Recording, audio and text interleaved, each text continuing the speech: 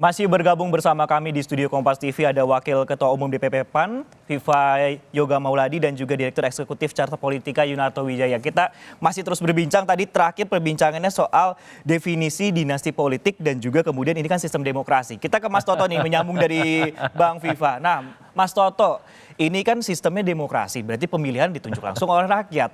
Nah, ini bagaimana kemudian rakyat ini bisa memilih siapa kemudian masing-masing kelebihan dan kekurangan dari masing-masing pasangan calon. Seperti apa sih kalau lihat dari tiga pasangan calon ini kelebihan dan kekurangannya? Saya boleh dong jawab sedikit tentang politik dinasti ini. Karena penting menurut saya. Pertama, inilah perbedaan dari cara sudut pandang melihat apa itu dinasti politik dan demokrasi. Proses keterbukaan bottom up dalam demokrasi itu tidak bisa hanya dilihat di bilik TPS. Partai sebagai bagian dari demokrasi dan selalu mengklaim dirinya sebagai aktor utama, pilar utama, itu juga harus kemudian ditempatkan dalam konteks mekanisme demokrasi tadi. Kenapa kemudian penggugatan secara kode etik ini terjadi dalam konteks misalnya Mas Gibran? Betul terhadap Mbak Puan juga, betul terhadap Mas Ahaye juga. Karena dalam mekanisme pilar utama demokrasi bernama partai ini, itu bisa kun fayakun penempatan orang menjadi jabatan publik, menjadi ketua umum. Dan kalau kita tarik dalam kondisi aktual terkait dengan keluarga Jokowi, itu bisa dilihat bukan hanya dalam konteks Mas Gibran. Pertama, Kaisang mempertontonkan sebuah proses kaderisasi, rekrutmen yang instannya itu bahkan mengalahkan Golkar pada masa Orba. Mengalahkan semua partai-partai yang dikritik oleh PSI, yang mengatakan dirinya paling progresif. 2 hari punya KTA, langsung jadi ketua umum. Saya tidak tahu bagaimana cara menjelaskannya. Ketika diajak berargumentasi, alasannya adalah kenapa menyerang Kaisang, Anda berarti menolak anak muda ya masuk dalam politik. Ini bukan tentang usia, ini tentang prosesnya.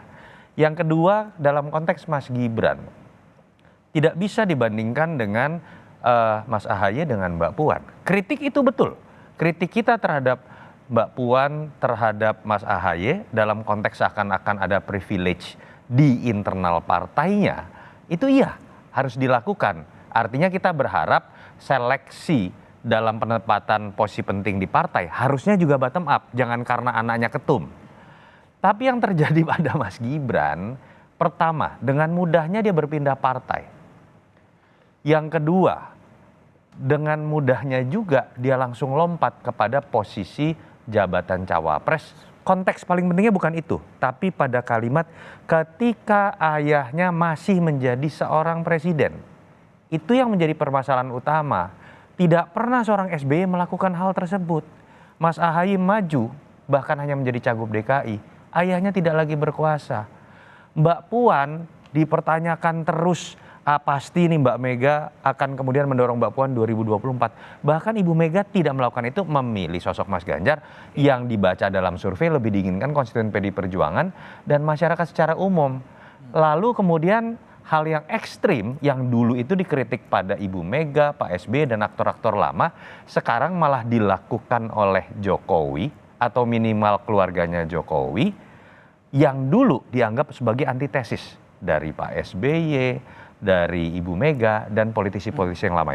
Itu hal ironis yang menurut saya ini bukan tentang 2024, tentang bagaimana Pak Jokowi dan keluarganya menempatkan menu yang berbeda, yang kemudian membuat imajinasi anak-anak muda terutama tentang demokrasi yang harusnya sudah dia lihat baik ketika Jokowi maju di 2012-2014, sekarang berbeda lagi nih. Kita setback ke 20 tahun yang lalu.